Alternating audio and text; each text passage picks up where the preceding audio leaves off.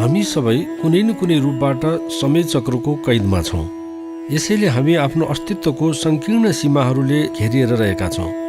हाम्रो प्रयास र उद्देश्य मोहजाल, अज्ञानता र अन्धकारबाट मुक्त भएर चेतनाको त्यस सत्यलाई पाउने हुनुपर्छ जो देश काल भन्दा पर छ, जो अजन्मा छ, चरम र कालातीत छ। हामी उनको पूर्ण रूपले जानकारी प्राप्त गर्न सक्दैनौँ। केही झिल्का झिल्कीको अनुभव हुनुबाहेक उनलाई जान्न सक्दैनौँ। उनलाई वर्ण, आकार र शब्दहरूद्वारा पोख्न सक्दैनौँ। यही चरम सत्यको अनुभूतिको ज्ञान नै मानवको उद्देश्य हुनुपर्छ। सत्य र यथार्थको अनुभूतिबाट नै जागरणको प्यास लाग्न सुरु हुन्छ। ज्ञानी व्यक्ति, असल व्यक्ति, गुणी व्यक्ति कालातीत परम सत्यलाई सजिलै बुझ्न समर्थ हुन्छ र त्यसलाई निकट पाउँछ। परम सत्य जुन छ त्यो सबै अज्ञानको पर छ र आत्मा र पदार्थको विभाजन भन्दा माथि छ। ऊ सर्वज्ञ, सर्वव्यापक र सर्वशक्तिमान छ। गर्न, नगर्न र अन्यथा गर्ने क्षमता राख्छ। कर्ता, पालक र संहारक सबै उही हो। ऊ एउटै छ तर नाम अनेक छन्। यही नबुझेर अनेक भाँतिका भ्रान्ति विद्यमान छन्। अनेक प्रकारका खिचातानी छन्। विगतमा अनेक मोर्चामा लडाईँ झगडा भए, अहिले पनि कुनै न कुनै रूपबाट भइरहेका छन्। दुराग्रह र धर्मान्धताबाट मुक्त नभइकन जीवनको सौन्दर्यलाई पाउन कदापि सकिने कुरै होइन। यो जीवन पूर्णताको मार्गको एक अवस्था हो। जसरी हाम्रो वर्तमान जीवन पूर्व कर्मको परिणाम हो, त्यसै गरी यस जन्मको प्रयासले भावी जीवनलाई सुधार्न सक्छौँ। मृत्यु पछिको जीवनलाई मानौ नमानौ, बाँचुन जेलमै धेरै कुराको अनुभव हुन सक्छ यदि वर्तमानमा असल कुरालाई जीवनमा रोप्ने हो भने। यसो हुन नसक्दा मानिसको अनमोल जीवन व्यर्थमा गुमे जस्तो लाग्दैन। जहाँ सामान्य सुख सुविधाको लागि वा लोभ र निहित स्वार्थमा फसेर अनेक किसिमका कुप्रवृत्ति, कुसंस्कार, कुपरम्परा र व्यसनमा मानिस अनायास फसिरहेका छन्। भुल्नु हुँदैन कि सदाचारको शासन जीवनमा हुन सक्यो भने सुख, शान्ति र आनन्दको चकाचौध हुन थाल्छ। यसभन्दा विपरीत मार्ग हुन गयो कि अनेक किसिमका सुनामी र आँधीबेहरी जीवनमा आउन थाल्छन्, जसको परिणाम भनेको आँसु, दर्द, पीडा, दुःखभन्दा अरू केही हुन सक्ने कुरै भएन। धर्म, अर्थ, काम र मोक्ष जीवनका 4 पुरुषार्थ हुन्। यो हिन्दूको लागि मात्र हो, गैर हिन्दूको लागि होइन। यो मुक्ति चाहनेको लागि मात्र हो, अरूको लागि होइन भन्ने सम्झौँ भने जीवनमा प्राप्त हुने अपार आनन्द प्राप्तिबाट वञ्चित हुने मार्ग आफसे आफ तयार पारिरहेका हुनेछौँ। बुझ्न सके यो त मानव मात्रको लागि हो। सेवामूलक यावत निस्वार्थ सत्कार्य धर्म हो। धर्मपूर्वकको कमाई, धर्मपूर्वकको भोग, अर्थ र कामको शब्दार्थ हो। ज्ञान र चेतनाको माध्यमबाट जीवनलाई बुझी अज्ञानता र अन्धकारबाट आफूलाई उन्मुक्ति दिलाउँदै सत्कर्ममय जीवन बाँच्न सकियो भने त्यो जतिको ठुलो मुक्ति अर्को हुनै सक्दैन।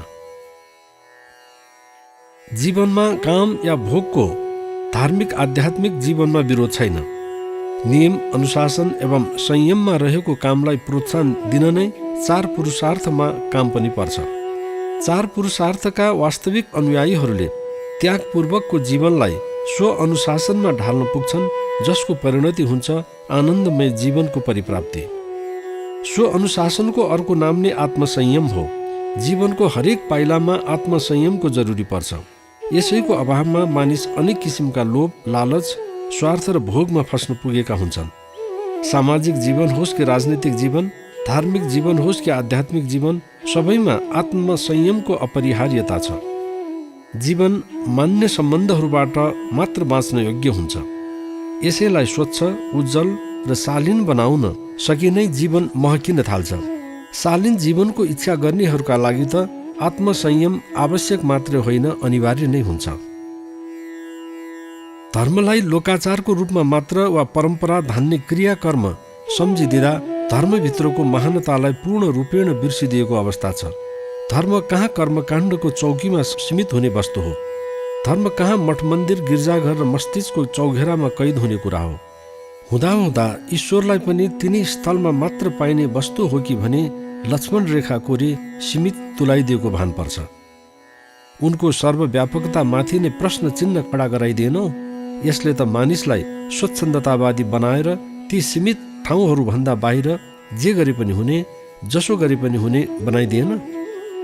समाजमा बढ्दै गएको क्रूरता, निकृष्टता, निर्दयता, अमानवीयता, दानवताको जड नै यही बन्दै गएको तर्फ थोरै सचेत व्यक्ति र महापुरुषहरूको मात्र ध्यान जान सकेको छ।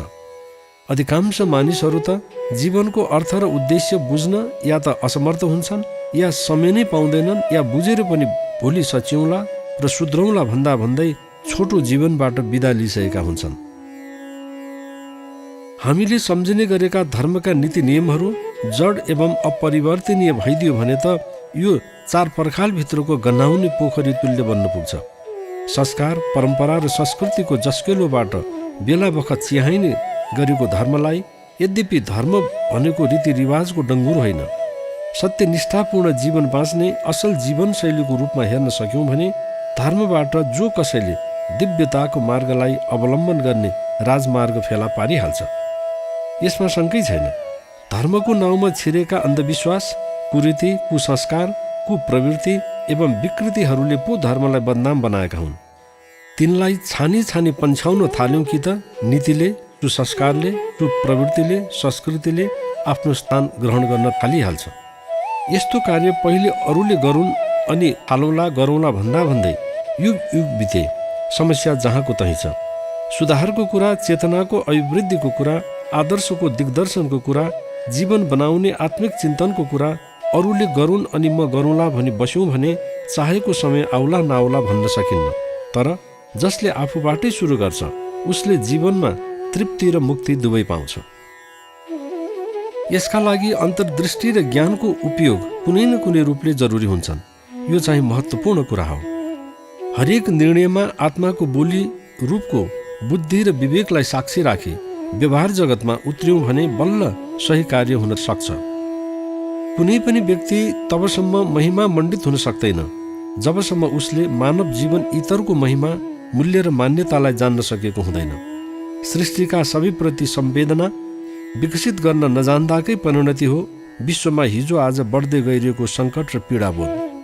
सृष्टि केवल मानिसको लागि मात्र रचिएको होइन, मानव इतर प्राणी एवं यावत वनस्पतिहरूको पनि हो।